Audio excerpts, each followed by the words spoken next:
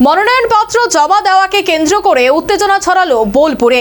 একদিকে জয় শ্রীরাম স্লোগান তো অন্যদিকে জয় বাংলা স্লোগানে উত্তপ্ত হয়ে উঠল এলাকা।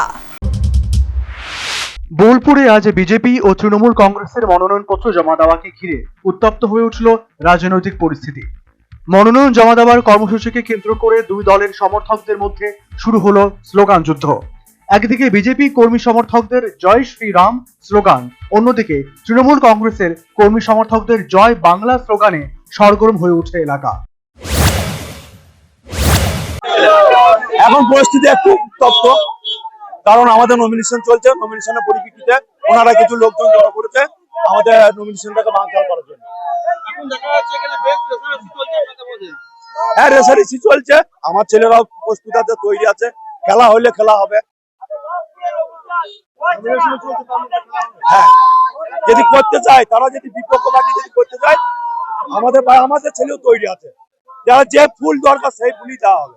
আজকে ঘটনা আমাদের নমিনেশন রয়েছে, আমাদের কর্মীরা চুপচাপ বসে আছে, বিজেপিরা মদ খাইয়ে গাঁজা খেয়ে এসে আমাদের উপরে হামলা করার চেষ্টা করছে।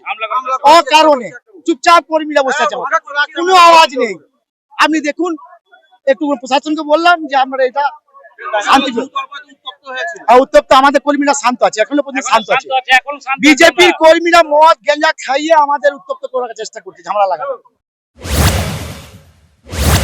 দুপক্ষের কর্মী সমর্থকদের উপস্থিতিতে বোলপুরের প্রশাসনিক চত্বর সংলগ্ন এলাকায় বেশ চড়তে থাকে রাজনৈতিক উত্তেজনা। পরিস্থিতি নিয়ন্ত্রণে রাখতে এলাকায় মোতায়েন করা হয় বিশাল পুলিশ বাহিনী। পুলিশ ও প্রশাসনের কড়া নজরদারির মধ্যেই মনোনয়ন জমা দেওয়ার প্রক্রিয়া সম্পন্ন করার চেষ্টা করা হয়। ভোটের আগে এই স্লোগানকে কেন্দ্র করে দুই রাজনৈতিক শিবিরের মধ্যে উত্তপ্ত পরিবেশ তৈরি হওয়ায় স্বাভাবিকভাবেই এলাকায় রাজনৈতিক পারদ আরো বেড়ে গিয়েছে। National bureau report, news vanguard.